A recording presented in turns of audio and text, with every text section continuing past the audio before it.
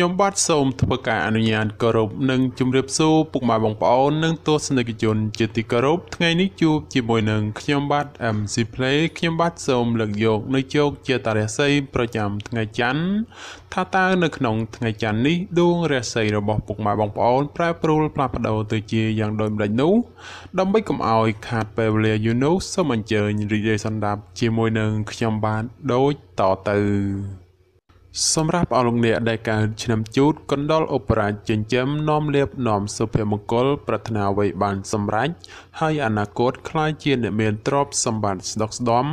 ម៉ោងនៃលៀបសំណាងគឺម៉ោង4ព្រឹកដល់ម៉ោង7យប់ពណ៌នាំលៀបសំណាងគឺពណ៌សនិងពណ៌លឿងលេខនាំលៀបសំណាងគឺលេខ48និង59សូមខមមិនលេខ168យកលៀបសម្បត្តិទេវតាទ្រព្យមានបារមីស័ក្តិសិទ្ធិណាស់សេចេញភ្លាមទំនាយទេឆាត់បំផុតនិងមានសំណាងល្អនិងប្រទានសម្បត្តិមហាសិទ្ធិមានលៀបមានជ័យមានលុយចូលហោហៀសម្រាប់ឆ្នាំជូតនៅថ្ងៃនេះផ្ដល់ផលល្អសម្រាប់ការសម្រេចចិត្តការងារឬបណ្ដាក់ទុនរកស៊ីក្នុងរឿងអ្វីមួយពីព្រោះថាផលជាផ្លែផ្កាឆ្លើយតបមកវិញគ្រាន់ជាទីកប់ចិត្តជានិច្ចបើជាអ្នកប្រកបមុខរបររកស៊ីជួញដូរការលក់ចេញទិញចូលគ្រាន់រស់រវើកគួសម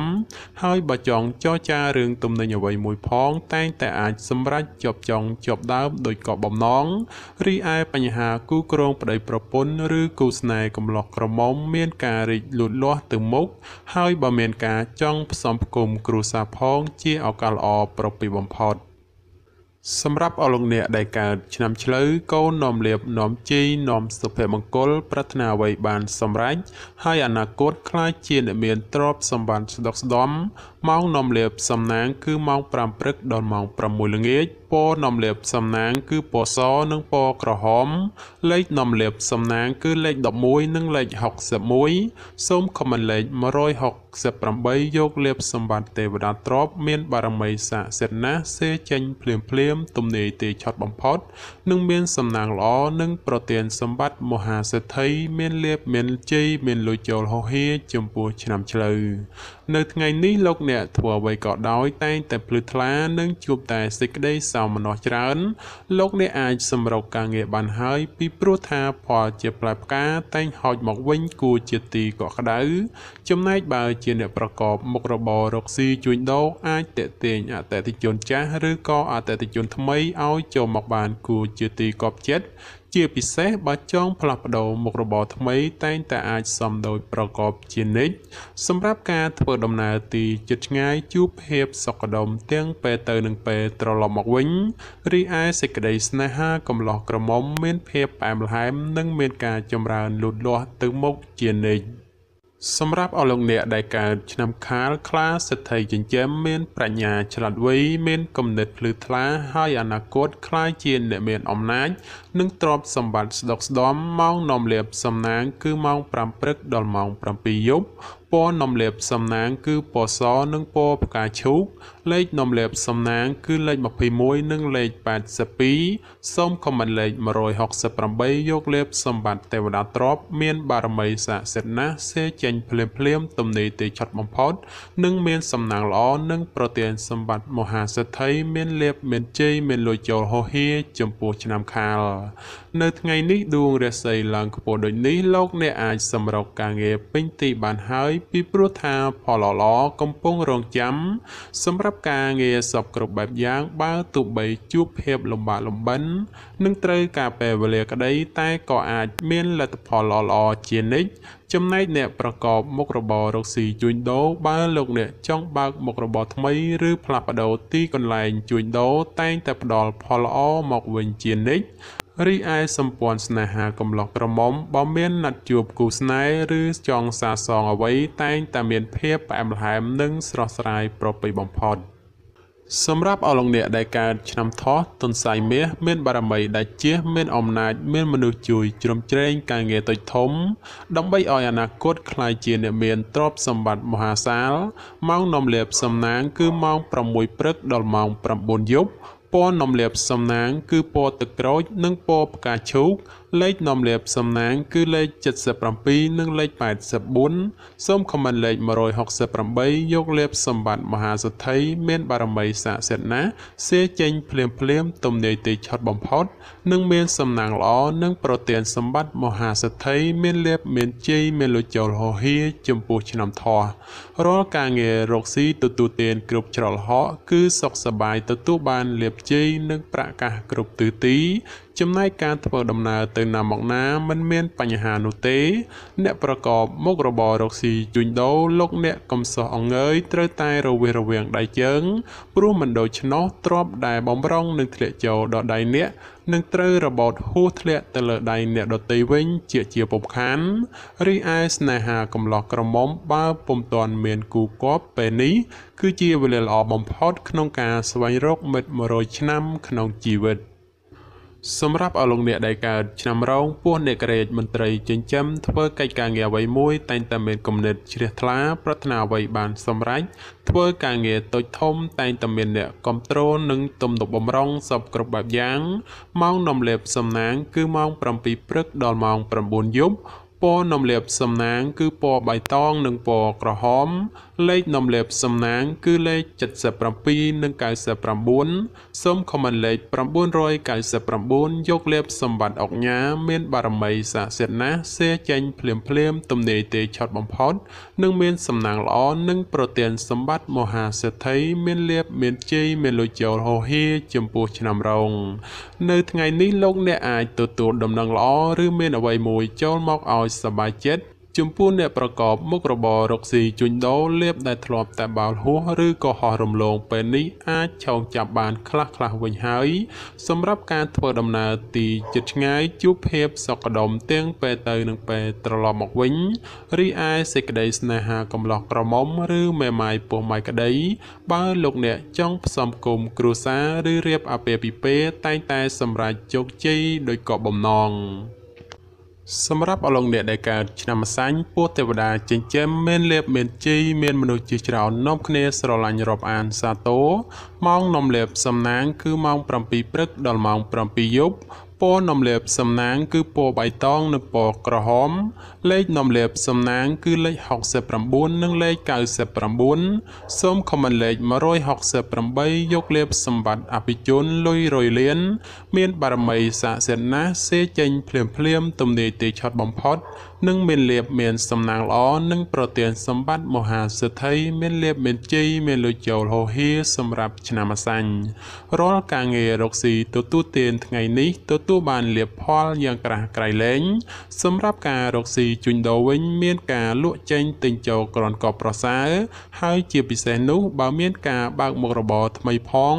គឺពិតជាល្អប្រពៃបំផុតសម្រាប់ការធ្វើដំណើរទីជិតឆ្ងាយគឺជួបតែសេចក្តីសុខខ្សែមខ្សាន្តដោយសងមួយដងរីឯបញ្ហាគូស្នេហ៍កំឡោះក្រមុំមានការរីកលូតលាស់ទៅមុខនិងមានការចង់ផ្សំផ្គុំគ្រួសារផងជាឱកាសល្អប្រពៃបំផុតសម្រាប់អស់លោកអ្នកដែលកើតឆ្នាំមមីសេះមេតបនាំលាភនាំជ័យនាំសុភមង្គលប្រាថ្នាអ្វីបានសម្រេចហើយអនាគតក្លាយជាអ្នកមានទ្រព្យសម្បត្តិស្ដុកស្ដម្ភម៉ោងនាំលាភសំណាងគឺម៉ោង4ព្រឹកដល់ម៉ោង7យប់ពណ៌នាំលាភសំណាងគឺពណ៌បៃតងនិងពណ៌ក្រហមលេខនាំលាភសំណាងគឺលេខ69និងលេខ99សូមខមមិនលេខ999យកលាភសម្បត្តិទេវតាទ្រព្យមានបារមីស័ក្តិសិទ្ធិណាស់សេចេញភ្លាមទំនាយទេឆុតបំផុតនិងមានសំណាងល្អនិងប្រទានសម្បត្តិមហាសេដ្ឋីមានលាភមានជ័យមានលុយចូលហោហៀចំពោះឆ្នាំមមីនៅថ្ងៃនេះបើទោះបីធ្វើអ្វីក៏ដោយតែងតែមានការជឿនលឿនទៅមុខម្លោះហើយរាល់កិច្ចការងារបើសម្រុកធ្វើតែងតែជោគជ័យត្រឡប់មកវិញសម្រាប់អ្នកប្រកបមុខរបររកស៊ីជួញដូរវិញឃើញថាទាំងការជួញទីជិតឆ្ងាយមានភាពលំនឹងល្អពោលគឺមិនមានអ្វីប្រែប្រួលដូចជាទីគាត់សម្គាល់ទេគឺដោយសមមួយដងសម្រាប់ការធ្វើដំណើរទីជិតឆ្ងាយមានភាពប្រទាំងប្រទើសនិងបញ្ហារត់ចូលច្រើនក៏បីមានការប្រុងប្រយ័ត្នប្រយែងរីឯសេចក្តីស្នេហាប្រុសស្រីព្រោះតែពេលនេះមានរឿងរ៉ាវចូលមកកកផ្លូវចិត្តធ្វើឲ្យកើតមានការប្រទាំងប្រទើគ្នាច្រើន សម្រាប់អលងអ្នកដែលកើតឆ្នាំមមេពពែមាសមានបារមីដែលជាឈ្នះអមេសត្រូវប្រាថ្នាអ្វីបានសម្រេចនឹងអនាគតក្លាយជាមហាសិទ្ធិគេហបតីឬក៏គេហបតីជាន់ខ្ពស់សម្រាប់ម៉ោងនំលាបសំណាងគឺម៉ោង5ព្រឹកដល់ម៉ោង7យប់ពណ៌នំលាបសំណាងគឺពណ៌ខ្មៅនិងពណ៌ស្វាយលេខនំលាបសំណាងគឺលេខ19និងលេខ29សូមខមមិនលេខ555យកលេបសម្បត្តិអ្នកមានជាន់ខ្ពស់មានបារមីសាសិទ្ធណាស់សេចេញភ្លាមទំនេរទេឆត់បំផុតនិងមានសំណាងល្អនិងប្រទានសម្បត្តិមហាសេដ្ឋីមានលេបមានជ័យមានលុយចូលហោហៀចំពោះឆ្នាំមមេនៅថ្ងៃនេះបើទោះបីធ្វើអ្វីក៏ដោយលោកអ្នកតែងតែមានការប្រុងប្រយ័ត្នប្រយែងនិងគិតគូរឲ្យបានគ្រប់ជ្រុងជ្រោយពីព្រោះថាផលលំបាកងាយនឹងធ្លាក់មកត្រូវរែកប៉ុណ្ណាសម្រាប់អ្នកប្រកបមុខរបររកស៊ីជួញដូរការជួញទីជិតឆ្ងាយក្នុងថ្ងៃនេះមានភាពប្រទែងប្រទែងច្រើននិងជាពិសេសឲ្យប្រយ័ត្នមានការចំនួនវិវាទកើតឡើងសម្រាប់ការធ្វើដំណើរទីជិតឆ្ងាយពុំសូវមានសុវត្ថិភាពទេជាពិសេសប្រយ័ត្នប្រយែងក្រុមមនុស្សយាយីឈ្នានីសដោយប្រការណាមួយរីឯបញ្ហាសេចក្តីស្នេហាកំឡោះក្រមុំ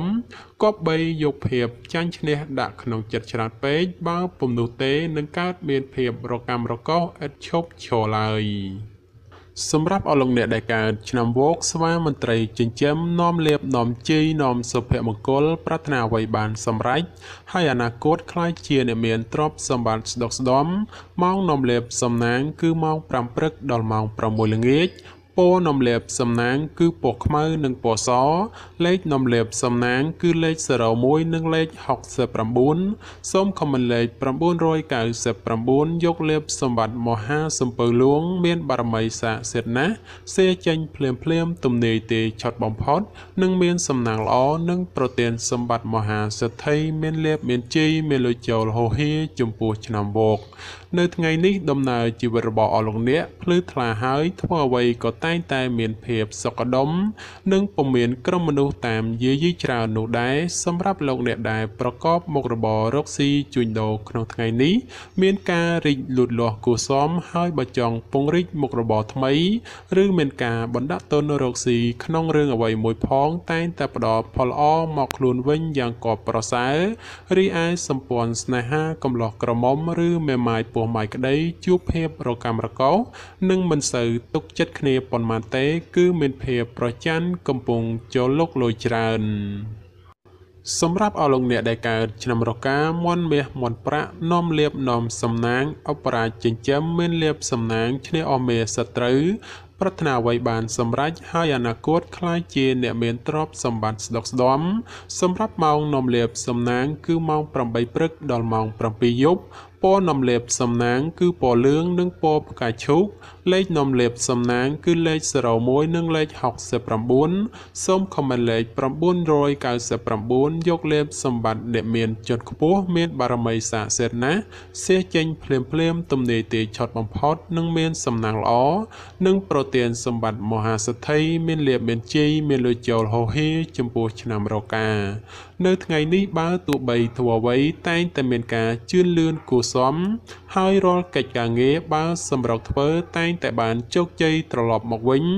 សម្រាប់អ្នកប្រកបមុខរបររកស៊ីជួញដូរវិញឃើញថាការជួញដូរទីជិតឆ្ងាយមានភាពលំនឹងល្អពោលគឺមិនមានអ្វីប្រែប្រួលគឺជាទីកត់សម្គាល់នោះទេ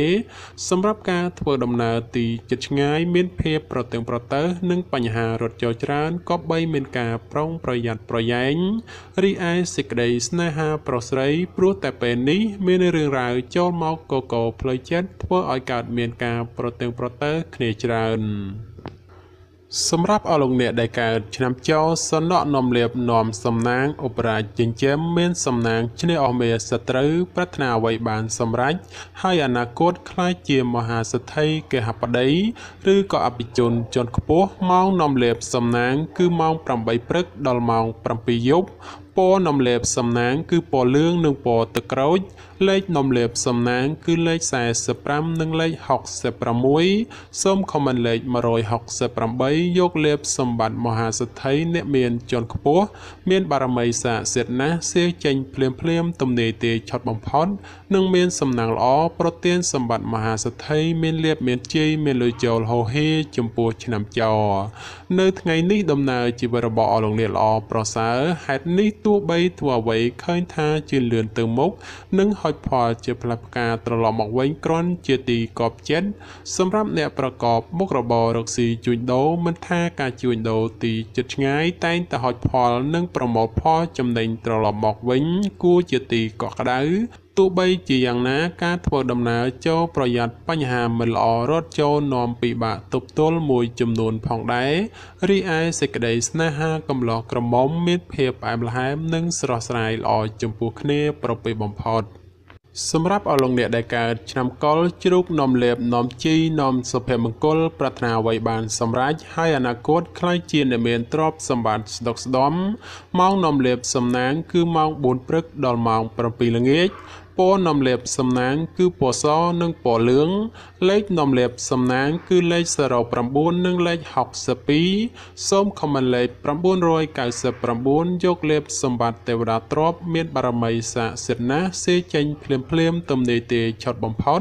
និងមានសំណាងល្អនិងប្រទានសម្បត្តិមហាសទ្ធិមានលៀបមានជ័យមានលុយចូលហោហេចំពោះឆ្នាំកុរក្នុងថ្ងៃនេះទោះលោកអ្នកប្រកបកិច្ចការងារអ្វីក៏ដោយក៏អាចចាប់ផ្ដើមពេញដៃពេញជើងបានហើយចំពោះបញ្ហាការងារប្រកាសនិងសុខភាពមិនចោទជាបញ្ហានោះទេនិងបើមានការឈ្មោះតែងតែជួបសេចក្តីសម្រេចដោយគោលបំណងចំពោះអ្នកប្រកបមុខរបររកស៊ីជួញដូរវិញមានការលំបាកក្នុងការរកផលចំណូលបន្តិចព្រោះតែមានការប្រជែងគ្នាច្រើនហើយជាពិសេសប្រយ័ត្នប្រយែងមានចំនួនវិវាទព្រោះតែការដណ្ដើមអតិថិជនគ្នារីឯសេចក្តីស្នេហាប្រស្រីមានភាពផុយស្រួយចំនួនវិវាទណាស់ហើយបើចេះអត់ឱនឲ្យគ្នាខ្លះទើបអាចគេចផុតពីរឿងរ៉ាវចម្រងចម្រាស់ទាំងពួងទៅរួច